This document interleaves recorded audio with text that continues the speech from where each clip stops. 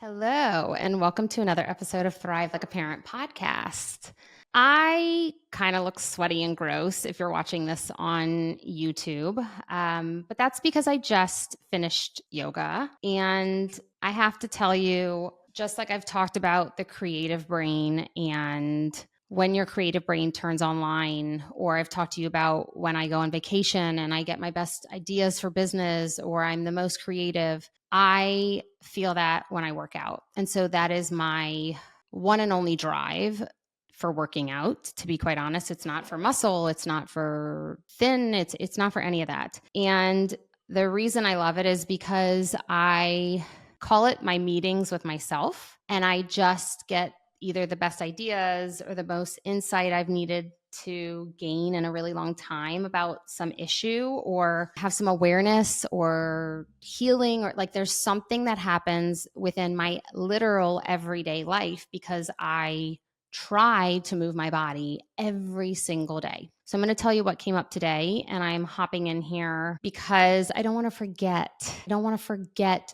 to share this. I don't want to forget to put this in a podcast. I think sometimes I utilize this podcast as kind of my verbal diary, if you will, to mark it, to be like, hey, it's there.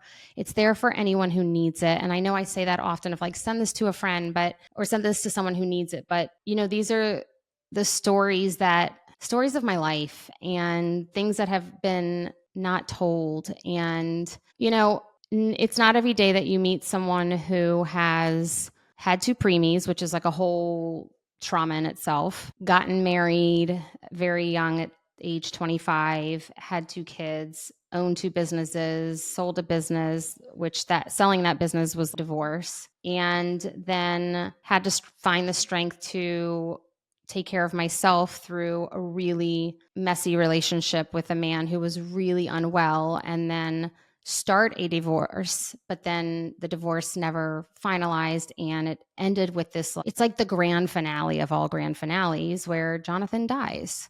And I think because I've been through so much in so many different aspects of my life, I've been a working mom, I've been a stay-at-home mom, I've been the NICU mom, I've been the separated mom, I've been the solo parent, I've been the businesswoman, I've been so many different things and worn so many different hats that I can truly identify with so many and understand their own struggles or understand where they're coming from.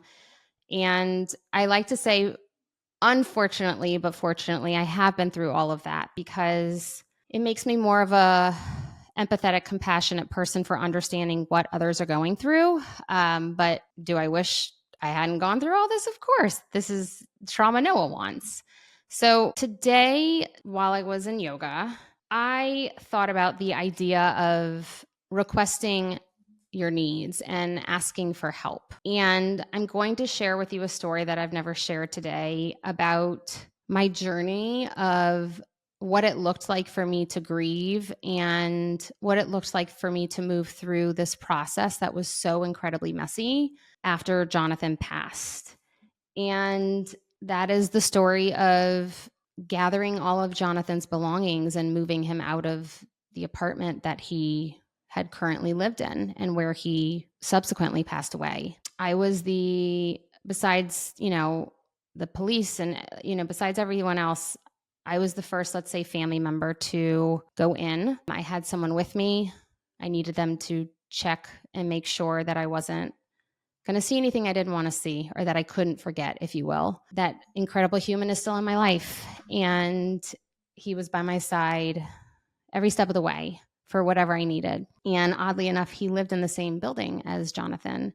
And my kids call him Uncle Noah, and he's a treasured human in my life. And so I went in, I opened up all the doors, I saged everything, I looked around, I talked to Jonathan. I looked for a note. I needed answers. I needed clues, but I spent about an hour by myself in there and just did what I needed to do for me, say some goodbyes and just talk to him. And then my nanny came with the two boys with a laundry basket. And we told them, Mommy's going to get everything, but if you want stuff now, you can come in and take the most important things. You can fill up a basket. So that's what the kids did. And they showed us around, and they showed us, there was an ice cream birthday cake for Charlie in the freezer, and he was so excited to show us that. And they had celebrated Charlie's birthday the last weekend that they were with Jonathan, and the boys filled the baskets. And Lola was another pillar of strength for me, and we did it together, and couldn't believe we did it together. And then Charlie is obsessed with cars and wanted to see John's car. And John's car had dust on it because it took us so long to get into the apartment, which is a whole nother story. And we'll leave that for another day. But Charlie wrote with his fingers, "I love Dad," in the dust of Jonathan's car, which we, of course, took pictures of. And it was a really excruciating moment. The thing I really want to talk to you about today, and I'm leading up to this, is move out day. Moving all of Jonathan's things out of his apartment. Without Nadia, I could not have done it. She scheduled and planned everything. And the important part about this story is that I did that day alone. Uncle Noah, or Noah, my good friend, was working. I had a few other friends offer to help, and I said no. And the reason I said no was because I was protecting them from having to experience packing up someone's belongings who had passed. And in the process of protecting all of my friends and all of my loved ones, I did not support myself. While Nadia was there, and I couldn't have done it without her, she just kept me going. She was like, "Just keep boxing. We're going to put it in storage and we'll go through it when you're ready, but just keep going, just keep going." Nadia was fairly new in my life and in the business. And she helped get helpers to pack everything. You name it, Nadia did it. That day, I just showed up. I shouldn't have done it alone. I don't want to say I should not have had to do it alone, because there was offers. So it sounds like I'm a victim, but I don't feel like a victim. But what I'm saying now is, looking back years later, I in no way, shape, or form should have done that day by myself. I should have had my family there. I should have had friends. I should have had someone. And I did it alone because I didn't want anyone to have that memory of having to do that. And that is the most ridiculous thing, because I needed help. I needed support that day. No one ever wants to pack up their husband's closet. No one ever wants to look at these clothes and remember and see the tucks from their wedding and their wedding shoes. No one should do that alone. No one. And when I tell you I did it alone, I just closed his closet and cried. And then when I was ready, I got back up and I kept going. And the rest of the team did the rest of the house and let me do, if I said, no, I'd like to do this part. No, I'd like to do this part. They let me do what I needed to do. And the reason I'm sharing this with you is because I have spoken to so many over the years, and I know so many who are struggling literally at the moment, maybe with a divorce or with just something going on in your life. I know how lonely it is. It is, even though there's people around you and reaching out to you, you feel you don't want to be a burden on anyone else because they have their own shit going on. You feel they're exhausted too, right? So I don't want to put more on their plate. You feel like you need to in some way be strong and just keep going. I got this. And I did it. And the empowerment that I got out of that day, I was dancing and singing in the car at the end of the day. And probably crying at the same time, but I was so incredibly proud of myself. But I didn't have to do it alone. And looking back, I wish I hadn't. And so with whatever you are going through for the day, for the week, for the month, for the year, for the few years, you do not have to do it alone. There may not be 100 people lining up at your door who want to be there for the hard, but there are people, and some will ask, and I want you to be selfish enough to take them up on that ask.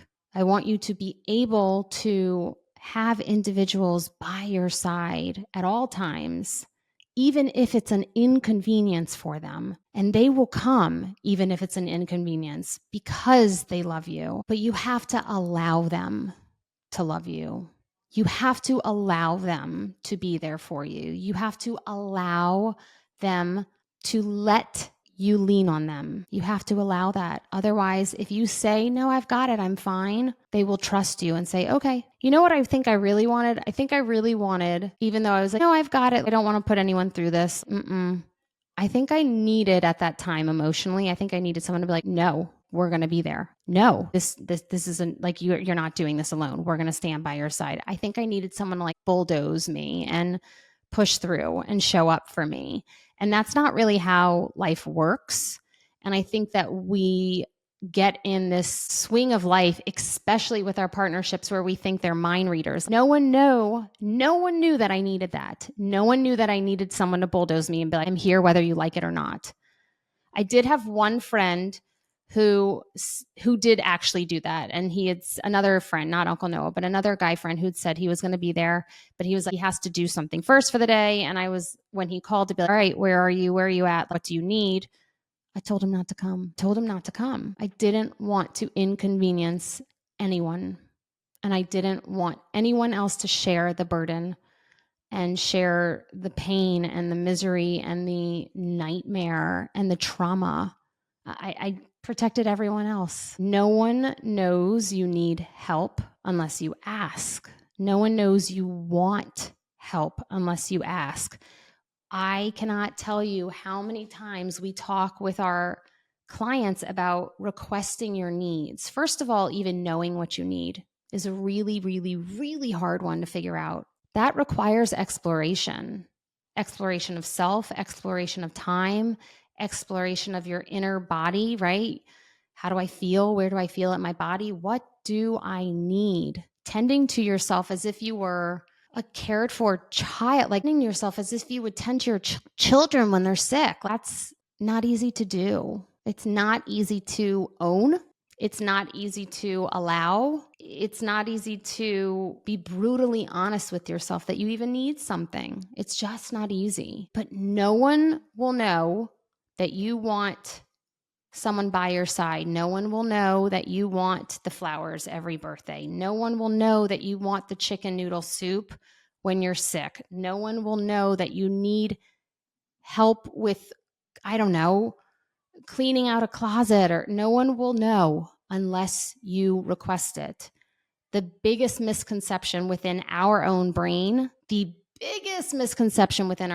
is that we think everyone else is a mind reader, especially empaths, because empaths are like, oh, I can feel others' emotions. No, you just know people really well, and you can foreshadow deep down who they are. So if you deep down know who they are, you're probably going to know whether you want them around you or not. We're all empathic.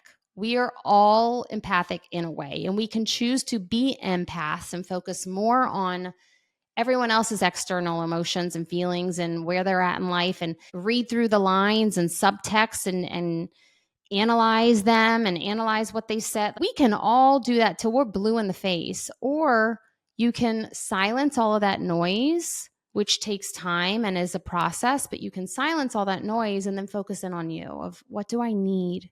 And it's okay to need these things. And what ends up happening is you release that empathetic brain of worrying about everyone else besides yourself. And while I had done this work on myself prior to Jonathan passing, I had so much more to go. I was in the thick of it, if you will. I was, a little sprout. I wasn't a full-blown flower shining in the sky. I wasn't there. And so it knocked me on my ass, absolutely knocked me on my ass. And I needed so desperately to continue that work for myself and throughout the years, which is what I've done. And so I haven't eaten breakfast yet this morning because I literally ran right in here after getting home from yoga, because I just wanted to remind you and give you a personal story to help remind you that it's never a bad thing to ask and lean on people. Let them lean on you, and then let them allow you to lean on them,